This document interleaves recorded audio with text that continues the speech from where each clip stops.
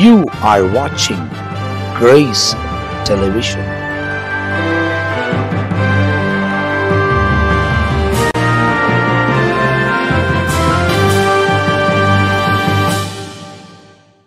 Praise the Lord. Grace TV நேயர்களுக்கு இன்னொரு விஷயமா உங்களோடு கூட டாக் வித் ஜீசஸ் என்ற ப்ரோக்ராமில் பார்க்கும்படியாக தேவன் எனக்கு கிருபை கொடுத்ததுக்காக நான் ஆண்டவருக்கு நன்றி சொல்கிறேன். இன்றைக்கு நம்ம பார்க்க போகிற ஒரு தலைப்பு the living stone R the chief corner stone, அதாவது மூலைக்கல் ஆகிய கர்த்தராகிய இயேசு கிறிஸ்து என்ற தலைப்பில் நாம் பார்க்கலாம்.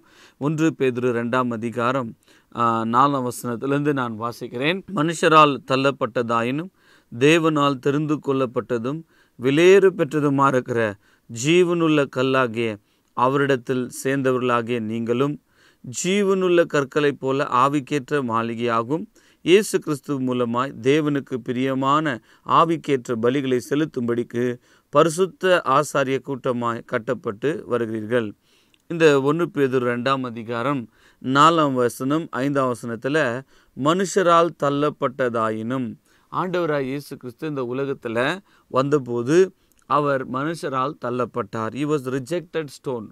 அப்போது அவர் தள்ளப்பட்ட ஒரு கல்லாக காணப்பட்டார். ஆனால் தேவனால் தெரிந்து கொள்ளப்பட்ட விலையேற பெற்ற ஜீவனுள்ள கல். ஆண்டவராய் இயேசு கிறிஸ்துவுக்கு இங்கே பேதுரு என்ன பேர் கொடுக்குறாரு என்ன சொன்னால், விலையேற பெற்ற கல். நமக்கு தெரிஞ்ச பிரியமானலே, இப்போ நம்ம உலகத்தில் நிறைய ப்ரெஷர் ஸ்டோன்ஸ் இருக்குது இல்லைங்களா. உதாரணமாக பேர்ல் முத்து இருக்குதுங்க, அப்புறம் ரூபீஸ் இருக்குது, நிறைய விலையேற பெற்ற கல் இருக்குதுங்க. இங்கே ஆண்டவராய் இயேசு கிறிஸ்து எப்படி இருக்கிறார் சொன்னால், தேவனால் தெரிந்து கொள்ளப்பட்ட ஒரு கல்லாக இருக்கிறார். Is a chosen by God. எதற்காக? ஒரு ஜீவனுள்ள கல். Is a living stone. அவர் ஒரு ஜீவனுள்ள கல்லாக இருக்கிறார். அவர் மேல் நம்ம என்ன பண்ணுறாருங்களா, ஜீவனுள்ள கற்களை போல ஆவிக்கேற்ற மாளிகையாக இயேசு கிறிஸ்து மூலமாய் தேவனுக்கு பிரியமான ஆவிக்கேற்ற பலி செலுத்தும்படி பரிசுத்த ஆசாரிய கூட்டமாக கட்டப்படுகிறீர்கள்.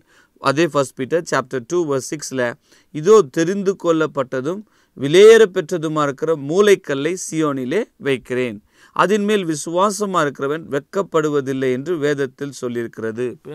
பாருங்க, ஆண்டவராய் இயேசு கிறிஸ்து ஒரு தள்ளப்பட்ட கல்லாக இந்த பூமியில் அவர் வந்தபோது ஜனங்க அவரை ரிஜெக்ட் பண்ணாங்க. அவரை பார்க்கும்போது நீ தேவகுமாரனா, நீ தேவனுக்கு சமானமான நம்பலை, சிலுவில அறையும் சில ரிஜெக்டட் கிரைஸ்ட். அப்போது உலகம் ஆண்டவராய் இயேசு கிறிஸ்துவை அவங்க தள்ளிட்டாங்க. இப்போது தள்ளப்பட்ட அவர் கல்லாய் காணப்பட்டாலும் தேவனால் என்னவா இருக்கிறார்னா, அவரே தெரிந்து கொள்ளப்பட்ட விலையேற பெற்ற மூலைக்கல்லாக இருக்கிறார். He is the chief cornerstone. Periyammal, இந்த வீடு கட்டுற மேஸ்திரிங்களுக்கு தெரியும், இந்த மூலைக்கல்லில் பார்த்தீங்கன்னா கார்னரில் ஸ்டோன் சேர்க்குவாங்க ஃபஸ்ட்டு. அப்போது அந்த ஸ்டோன் வச்சுட்டு அங்கே ஒரு ஸ்டோன் வச்சு அந்த பேஸ் வச்சு தான் அந்த பில்டிங் கட்டப்படும். அப்போது கார்னர் ஸ்டோன் ரொம்ப இம்பார்ட்டண்ட்டுங்க.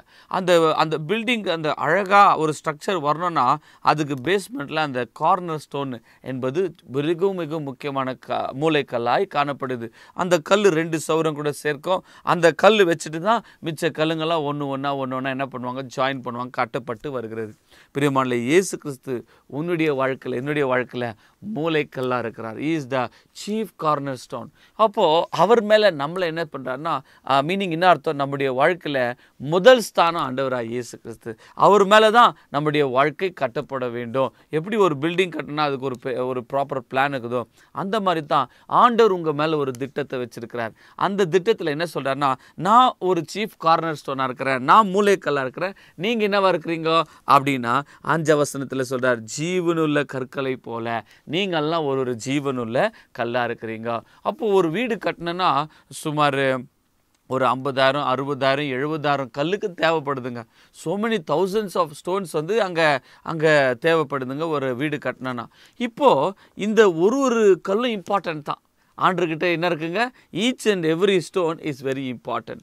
இப்போது ஏசப்பா என்ன பண்ணுறாருன்னா, நான் மூலைக்கல்லாக இருக்கிறேன், என் மேலே நீங்கள் எப்படி இருக்கணும் அப்படின்னா ஒரு கல்லா அதை அப்படியே கட்டின்னு வர்றார். அப்போ நீங்கள் கேட்கலாம், ஃபவுண்டேஷன் ரொம்ப இம்பார்ட்டன்ட் இல்லையா பிரதர்? ஒரு வீடு கட்டணுன்னா, ஒரு வீடு ஸ்ட்ராங்காக இருக்கணும்னா ஃபவுண்டேஷன் ரொம்ப இம்பார்ட்டண்ட். ஆமாங்க, ஃபவுண்டேஷன் ஸ்ட்ராங்காக இருந்தால் தான் வீடு. மேலே பாருங்கள், நிறைய பேர் வீடு மேலே நல்லா பெயிண்ட் அடிச்சுப்பாங்க, பார்க்கறதுக்கு ரொம்ப கலர்ஃபுல்லாக இருக்கும். ஆனால் ஃபவுண்டேஷனுக்கு யாரும் அவ்வளோ அழகான பெயிண்ட்டோ கலர்ஸோ அடிக்கிறது இல்லை. அது கீழே இருக்கும், ஆனால் அந்த பில்டிங்கே தாங்கிறது ஃபவுண்டேஷன் தான். இப்போ ஏசப்பா அந்த ஃபவுண்டேஷனில் மூளைக்கல்லாக இருக்கிறார். Is the chief corner stone. அப்போ அந்த ஃபவுண்டேஷன் யார் என்று சொன்னால், எபேசருக்கு எழுதின நிருபம் 2ஆம் அதிகாரத்தில் அப்போஸ்தலனாகிய பவுல் அதை பற்றி எழுதுகிறதை நம்ம பார்க்க முடியும். எபிசியன்ஸ் சாப்டர் 2ல் சொல்கிறாருங்க, 20ஆம் வசனம், அப்போஸ்தலர் தீர்க்கதரிசிகள் என்பவருடைய அஸ்திபாரத்தின் மேல் கட்டப்பட்டவர்களுமாய் இருக்கிறீர்கள், அதற்கு இயேசு கிறிஸ்து தாமே மூளைக்கல்லாக இருக்கிறார். பாருங்க, எபிசியன்ஸ் சாப்டர் 2:20ல் அப்போஸ்தலர்களும் தீர்க்கதரிசிகள் தான் அஸ்திபாரமாக இருக்கிறாங்க. அப்போ இந்த அப்போஸ்தலர்கள் இருந்தாருங்க இல்லையா, ஆண்டவராகிய இயேசு கிறிஸ்துவின் வாழ்ந்த காலத்தில் பேதுரு, இயேசப்பா மரித்த பிறகும் கூட பேதுரு, பவுல், பெரிய பெரிய அப்போஸ்தலருங்க தான் ஃபவுண்டேஷன் ஆக்குறாங்க. மீனிங் என்ன அர்த்தம்? ஆண்டவர் அவங்க என்ன பிரசங்கம் பண்ணாங்க? இயேசு கிறிஸ்து மரித்தார், அவர் அடக்கம் பண்ணப்பட்டார், உயிரோடு எழுந்தார், அதுக்கு தான் நாங்கள் சாட்சிங்க. We are the witnesses. இதுதான் அவங்களுடைய உபதேசமாய் காணப்பட்டது. அப்போஸ்தலர் 2ஆம் அதிகாரத்தில் நீங்கள் பார்த்தீங்கன்னா, அவர்கள் பலமாய் இயேசு கிறிஸ்துவானவர் உயிரோடு எழுந்ததை அவங்க சாட்சி கொடுத்தாங்க. That is the foundation. பிரியமானே, உங்களுடைய வாழ்க்கை என்பது நம்முடைய ஊழியமோ அல்லது கிறிஸ்தவ வாழ்க்கை அப்போஸ்தலருடைய பாருங்களேன், அப்போஸ்தலர் 2ஆம் அதிகாரம் 32ஆம் வசனம், இந்த இயேசுவை தேவன் எழுப்பினார், இதற்கு நாங்கள் எல்லாரும் சாட்சிகளாக இருக்கிறோம். அப்போஸ்தலருடைய உபதேசம் என்ன? இயேசு கிறிஸ்து உயிரோடு இழந்தார், அவர் மரித்தார், அவர் மரணத்தை ஜெயிச்சார், மரணம் அவரை பற்றி கொள்ள முடியல. அப்போ அந்த இயேசு உயிரோடு இருக்கிறத அவங்க they preach the gospel. அப்போ என்னாச்சுங்க? அதுதான் ஃபர்ஸ்ட் ஃபவுண்டேஷன். இப்போ இந்த ஃபவுண்டேஷன் மேலே என்ன பண்ணுறாருன்னா, உங்களை எல்லாரையும் ஒரு கல்லா நான் ஒரு கல்லாக இருக்கிறேன், நீங்கள் ஒரு கல். யாரெல்லாம் இயேசு கிறிஸ்துவானவருடைய ரத்தத்தினால கழுவப்பட்டாங்களோ அவங்க எல்லாரும் ஒரு ஸ்டோனா கட்டி வராருங்க. கட்டி என்ன பண்ணுறாரு பாருங்க, அதே எபேசியரில் 2ஆம் அதிகாரத்தை நம்ம வாசிக்கிறோம், ஒரு மாளிகையாய் கட்டி இருக்கிறார். எபிசியன்ஸ் சாப்டர் 2:21, அவர் மேல் மாளிகை முழுவதும் இசைவாய் இணைக்கப்பட்டு கர்த்தருக்கு பரிசுத்த ஆலயமாய் எழும்புகிறது. அப்போ நீங்கள் ஒருத்தரும் ஒரு ஜீவனுள்ள கல்லாக இருக்கிறீங்க. இப்போ நீங்கள் நினைக்கலாம், நான் எப்படி பிரதர் ஜீவனுள்ள கல் அப்படின்னா, அந்த காலத்தில் ஓல்ட் டெஸ்ட்மெண்ட்லலாம் பார்த்தீங்கன்னா 12 கல் வச்சு ஆல்டரில் பலி செலுத்துவாங்க. அப்போ ஆபிரகாம் இவங்கெல்லாம் 12 கல் வச்சு அந்த கல்லுங்களை வச்சு அவங்க என்ன பண்ணுவாங்கன்னா, ஒரு ஆடு எடுத்து என்ன பண்ணுவாங்க, அடித்து அது மேலே என்ன பண்ணுவாங்க, அந்த அந்த அந்த கட்டைங்கள்லாம் வச்சுட்டு அது மேலே அந்த ஆடு வச்சுட்டு வாங்க. அப்போ அந்த பலி செலுத்தும் போது அதை அக்செப்ட் பண்ணுவார் ஆண்டவர். That represents worship. அப்போது அந்த ஆடுனுடைய ரத்தம்லாம் அந்த கல் மேலே போகும். It becomes a living stone. அது ஜீவனுள்ள கல்லாக மாறுகிறது. இயேசு கிறிஸ்துவின் ரத்தத்தினால் கழுவப்பட்ட நீங்களும் நானும் லிவிங் ஸ்டோன், ஜீவனுள்ள கல்லாக இருக்கிறோம். இப்போ ஆண்டவர் என்ன பண்ணுறாருன்னா, நம்ம மேலே ஒரு ஆலயமாக நம்மளை கட்டுறார். ஒரு ஸ்டோனை வச்சு அவர் என்ன பண்ணுறாருன்னா, மாளிகை முழுவதும் இசைவாய் கட்டி ஒரு பரிசுத்த ஆலயம். யாருன்னா நம்ம எல்லாரும் சேர்த்து ஒரு ஆலயமாக பண்ணி என்ன பண்ணுறாருங்கன்னா, தேவனுடைய வாசஸ்தலமாக கூட்டி கட்டப்பட்டு வருகிறீர்கள். You become a habitation of God. நீங்கள் எப்படி வீடு கட்டிட்டு அந்த வீட்டில் நீங்கள் வாசம் பண்ணுறீங்களோ, ஆண்டவர் நம்ம எல்லாரையும் சேர்த்து ஒரு மாளிகையாக கட்டி நமக்குள்ளே அவர் வாசம் பண்ண போகிறார். That is the important thing. பிரியமானே, நீங்கள் இந்த காரியத்தை நீங்கள் புரிஞ்சுக்கணும். ஆண்டவர் என் மேலே ஒரு திட்டத்தை வச்சுக்கிறாரு. நான் ஆண்டவருக்கு ஒரு ஜீவனுள்ள கல்லாக இருக்கிறேன். என் மேலே ஆண்டவர் ஒரு ஆலயமாக என்னை கட்டியிருக்கிறாரு. நான் ஒரு ஹோலி டெம்பிளாக மாறி ஆண்டவர் எனக்குள்ளே வாசம் பண்ண போகிறார். அதுதான் ரெவல்யூஷன் 21ல் நம்ம வாசிக்கிறோம். பைபிள் முடியும் போதோ தேவனுடைய வாசஸ்தலம் மனுஷரிடத்தில் இருக்கிறது. verse 3ல் சொல்கிறாரு, மனுஷரிடத்தில் தேவனுடைய வாசஸ்தலம் இருக்கிறது, அவரிடத்தில் அவர் வாசமாக இருப்பார்.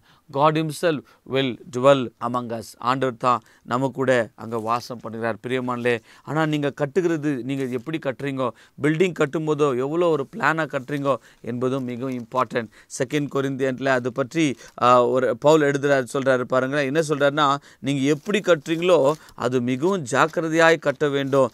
ஏன்னு சொன்னால் பாருங்கள், 1 கொரிந்தியன் சாப்டர் 3:10 சொல்கிறாரு, எனக்கு அளிக்கப்பட்ட தேவ கிருபையின்படி புத்தியுள்ள சிற்பாசியை போல அஸ்திபாரம் போட்டேன், வேறு ஒருவன் அதன் மேல் கட்டுகிறான், அவன் அதன் மேல் இனவிதமாய் கட்டுகிறான் என்று பார்க்க கடவுன். கட்டுறீங்களே, பவுல் சொல்கிறாரு, நான் அஸ்திபாரம், ஏசப்பா தான் அஸ்திபாரம், அவர் அப்போஸ்தலர்கள் அஸ்திபாரம்.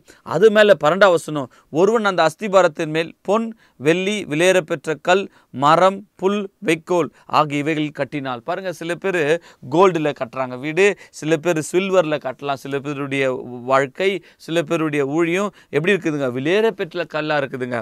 சில பேருடைய வாழ்க்கை ஊழியம் எப்படி இருக்குன்னா, மரம், புல், வைக்கோல் ஆகிய இவைகள் மேல் கட்டுறாங்க. ஆனால் என்ன ஆகும், verse 13ல் ஒரு நாள் ஏசப்பா என்ன பண்ணுவார், நெருப்பினால் அது சோதிக்கப்படும். அப்போது வைக்கோல், புல், அந்த அந்த மரம்லாம் எரிஞ்சு போயிடும். பிரியமானலே, அப்போது ஆனால் நீங்கள் கோல்டு மாதிரி உங்களுடைய ஊழியம் இருந்தால், அல்லது சில்வர் மாதிரி, ப்ரெஷர் ஸ்டோன் மாதிரி நம்ம கட்டப்பட்டிருந்தா அங்கே கூலியை நாம் பெறப்போகிறோம். பிரியமானலே, இன்றைக்கி நம்ம கூட ஆராய்ந்து பார்க்கணும், நான் ஆண்டருக்காக என்ன செய்கிறேன். ஒரு சின்ன கதை சொல்லி முடிச்சிடுறேன். ஒரு அம்மா ஒரு பெரிய பணக்கார அம்மா இருந்தாங்களாம். அவங்களுக்கு ராத்திரி ஒரு கனவு வந்துச்சா. என்ன கனவுனா, ஹெவனுக்கு போகிறாங்க. அங்கே பார்த்தா ஒரு பெரிய கோல்டில் மாளிகை இருக்குது. அப்போ அந்த ஏஞ்சலை பார்த்து கேட்குறாங்களாம், தேவதூதன் இந்த வீடு யாருக்கு அப்படின்னு போதும் அவர் சொல்கிறாராம், அம்மா இந்த வீடு உங்களுடைய வேலைக்காருக்குன்னு. அவங்களுக்கு ரொம்ப சந்தோஷம் ஆச்சான். என் வேலைக்காரிக்கே இவ்வளோ பெரிய வீடுனா எனக்கு எவ்வளோ பெரிய வீடுக்கும். தூரம் போனால் ஒரு குடிசை வீடு மாதிரி இருந்துச்சான். தேவதூதன் இந்த வீடு யாருக்கு, இந்த அம்மா உனக்கு. அந்த அம்மா கோவம் வந்துச்சான், நான் எவ்வளோ பணத்தை இது பண்ணேன், நான் அத்தை செய்தேன், எனக்கு போய் குடிசையான். அப்போ சொன்னாராம், அம்மா பூமியிலேருந்து நீங்கள் என்ன அனுப்புறீங்களோ அதை வச்சு தான் நாங்கள் கட்டுறோம். உங்கள் வீட்டு வேலைக்காரம்மா நிறைய ஆத்துமாக்களை ரட்சித்தாங்க, அநேகருக்கு அழுது ஜெபிச்சாங்க, அநேகருக்கு சுவிசேஷத்தை கொடுத்தாங்க. ஆண்டருக்கு முன்னால் அது கோல்டு மாதிரி இருந்துச்சு. அதனால் அவங்களுக்கு அந்த பேலஸ் கட்டப்பட்டோம். அதே மாதிரி ஆப்பிரிக்கா மிஷினரியாக போன ஒரு சிஸ்டர் கூட பார்த்தீங்கன்னா, வாலிப காலத்தில் அவங்க என்ன பண்ணாங்க, இஷ்டத்துக்கும் வாழ்ந்துன்னு இருந்தாங்களாம். ஒரு நாள் வீட்டுக்கு வராங்க, அவங்க அப்பா அம்மா அழுது ஜெபம் பண்ணுறாங்க. இவங்க சத்தமாக, எனக்காக நீங்கள் அழுறீங்க அப்படின்னு திட்டிட்டு ரூமில் போய் படுத்துட்டாங்க. அன்றைக்கி ராத்திரி அவங்களுக்கு கனவு வருதான். அதே மாதிரி தேவதூதன் அவங்களுக்கு ஒரு பரலோக காட்சி பார்க்குறாங்க. அவங்க பெரிய கோல்டன் வீடு இருக்குது. யாருக்கு இதுனா, உங்கள் அப்பாவுக்குன்னு சொன்னாராம் தேவதூதன். இன்னொரு வீடு காட்டு, இது யாருக்கு, உங்கள் அம்மாவுக்கு. இன்னொரு இடம் பார்த்தா வறண்ட பூமி, ட்ரை பிளேஸ், இது யாருக்குன்னு, இதுதான் உனக்குமானாங்களாம். ஐயோ, நான் ஒன்றுமே செய்யலையே ஆண்டவருக்காக, என் வாழ்க்கை ஒரு வறண்ட நிலைமை இருக்குது. அந்த பொண்ணு அழ ஆரம்பிச்சு தூக்கத்தில் ஏஞ்சி அழுகிறாங்க. அழுந்து அவங்க ஆண்டவருக்காக வாழ்க்கையை ஒப்பு கொடுத்து she became a missionary to Africa.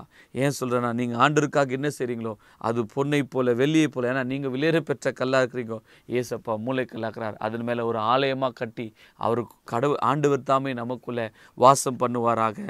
கர்த்தர் இந்த வசனங்களை ஆஸ்வதிப்பாராக. பிதாவே உமக்கு ஸ்தோத்திரம்.